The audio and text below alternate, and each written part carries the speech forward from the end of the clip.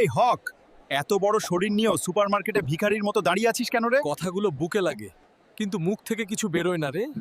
এত বড় দেহ, কিন্তু মাথায় বুদ্ধি নেই। তুই কোনো কাজের না রে। বুকটা ভারী হয়ে যাচ্ছে, চোখে জল চলে আসছে রে। বাল্ক, বাবা হাল্ক, আজ যারা অপমান করছে কাল তারাই তোকে সম্মান দেবে। রেজা ভেঙে পড়েছি বাবা, কিন্তু হাল ছাড়তে মন চায় না রে। আজ আমি শপথ করছি, পরিশ্রম করে নিজের দাম নিজেই বানাবো রে, আর কাউকে আমাকে দুর্বল বলতে দেব না রে। হাত ব্যথায় কাঁপছে, যেতুও কাজ থামাচ্ছি না রে। এই কষ্টই একদিন আমার শক্তি হবে রে।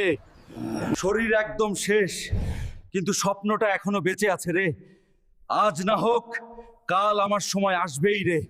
আজ আমার পরিচয় আমার পরিশ্রম, কারো হাসি নয় রে।